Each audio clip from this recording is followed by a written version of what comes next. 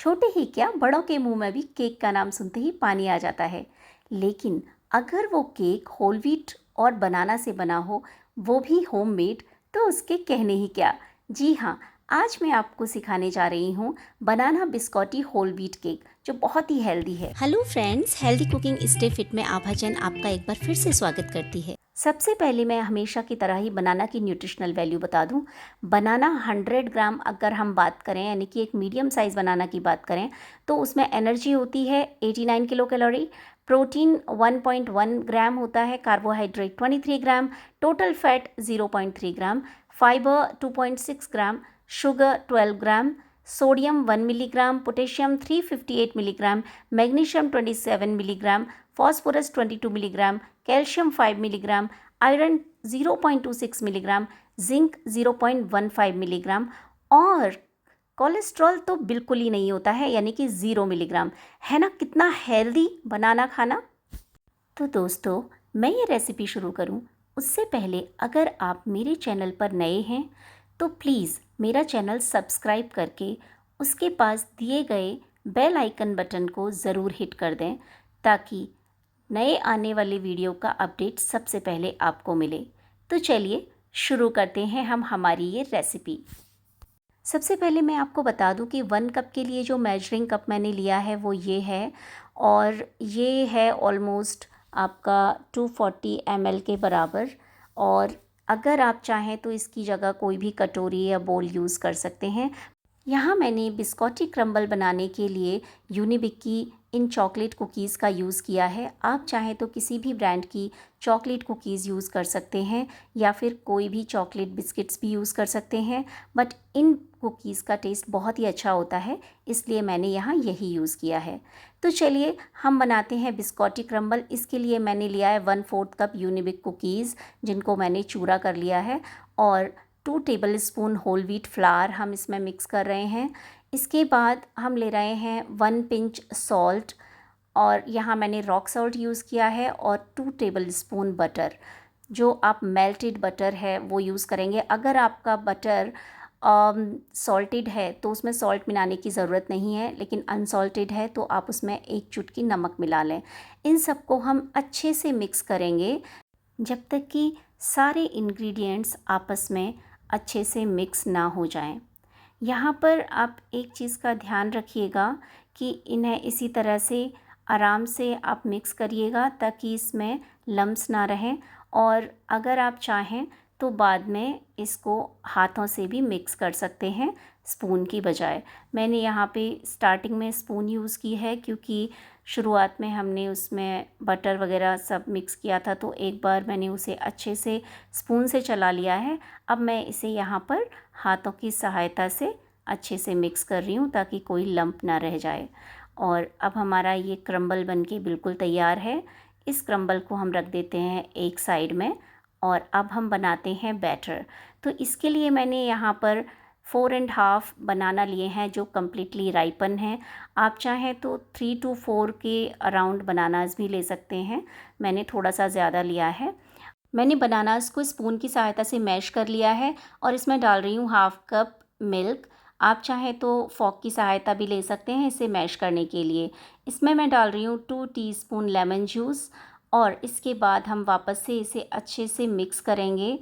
इसमें अगर बनाना के पीसेस रह गए हैं तो उन्हें भी साथ के साथ ही और अच्छे से मैश करते जाएंगे। और देखिए, इसी तरह से चलाकर आपको इसे अच्छे से मैश करना है। मैश होने के बाद इसमें हम डाल रहे हैं 1/4 कप कर्ड, दही। और ये दही आपका एकदम फ्रेश नहीं होना चाहिए, थोड़ा सा खट्टा चाहिए, तो इसका आप ध्यान रखें। दही डालने के बाद इसे वापस से अच्छे से मैश कर लें और मिक्स भी कर लें साथ में। अगर इसमें कुछ लम्स रह जाते हैं तो साथ के साथ उसे मैश करते चलें। अब हम इसमें डाल रहे हैं 1/3 कप मेल्टेड बटर। मेरा बटर अनसॉल्टेड है, इसीलिए मैं इसमें थोड़ा सा सॉल्ट भी मिक्स करूँगी। तो यहाँ पर मैंने उसे कम्प्लीटली मेल्ट कर लिया है बटर को, और फिर मैंने इसमें मिक्स किया है। देखिए, आपको इसी कंसिस्टेंसी में ये बैटर तैयार करना है। अब हम हमारे ड्राई इंग्रेडिएंट्स को तैयार कर लेते हैं। मैंने 1.5 कप होल व्हीट फ्लावर लिया है, जिसे मैं छन्नी से छान रही हूँ। सिफ्ट करने से ये फ़ायदा होता है कि इसमें अच्छे से एयरिंग हो जाती है और ये बहुत ही अच्छे से फ्लफ़ी बनता है। तो मैंने यहाँ पे ये सिफ्ट किया है इसको। अब मैं इसमें अपना डाल रही हूँ दूसरा dry ingredient, 1/2 cup castor sugar. आपके पास कैस्टर शुगर नहीं है तो जो आपकी शक्कर है उसे आप मिक्सर ग्राइंडर में पीस कर इसी तरह का पाउडर बनाकर भी यूज़ कर सकते हैं, और इसे भी आप सिफ्ट कर लें जैसे कि हमने होल व्हीट फ्लावर को किया था। इसके बाद मैं डाल रही हूँ 1.5 टीस्पून बेकिंग पाउडर, यानी कि ये ऑलमोस्ट 4.5 ग्राम के अराउंड है, और इसी में 1/4 teaspoon salt and 1/4 teaspoon cinnamon powder, 1 teaspoon डाल रही हूँ बेकिंग सोडा।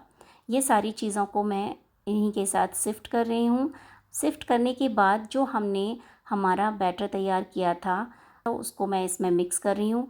इसके दौरान आपको एक चीज़ ध्यान रखनी है, जब आप ये सारा अपना बैटर अपनी ड्राई इंग्रेडिएंट्स में मिक्स करेंगे तो उसे आप बहुत ही सावधानी से हल्के हाथ से करेंगे और उसे एक ही डायरेक्शन में घुमा के करेंगे।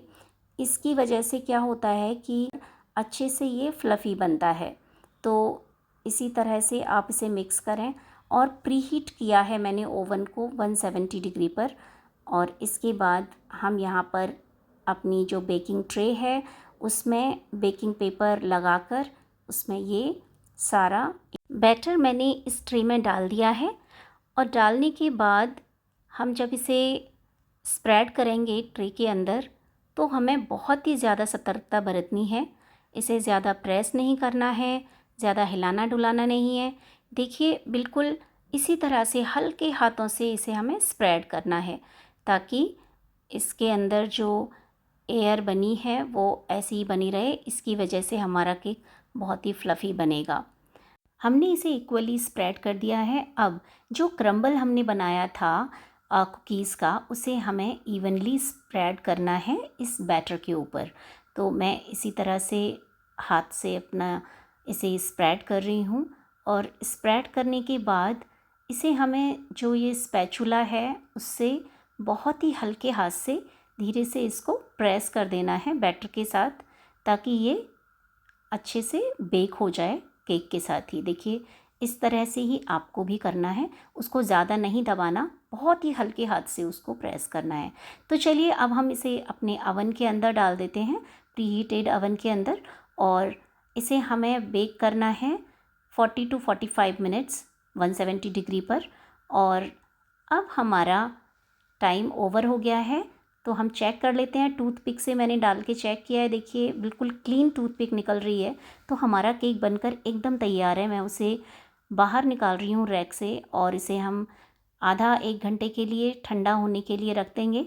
मैंने अपनी ट्रे से उसे दूसरी ट्रे में शिफ्ट कर दिया है, और ये हमारा केक ठंडा हो चुका है। तो चलिए हम इसे पीसेस में कट कर लेते हैं। मैं इसे पीसेस में कट कर रही हूँ। आप भी अपने केक को एकदम ठंडा होने के बाद ही पीसेस में कट करें। तो इसी तरह से चौकोर चौकोर पीसेस में आप कट कर लें। मैं इसे एक अलग प्लेट में ट्रांसफ़र कर रही हूँ पीसेस को। सारे केक को मैं इसी तरह से चौकोर पीसेस में कट करके प्लेट में डाल लिया है मैंने, और अब मैं इसके ऊपर पोर कर रही हूँ चॉकलेट सिरप। इससे इसका टेस्ट दुगना हो जाएगा गाइज़। तो ये हमारा केक बनकर तैयार है। अगर आपको ये पसंद आया है तो please like, share and comment करिएगा, और मुझे ज़रूर बताइएगा कि केक की रेसिपी आपको कैसी लगी। Thank you for watching. See you in next video.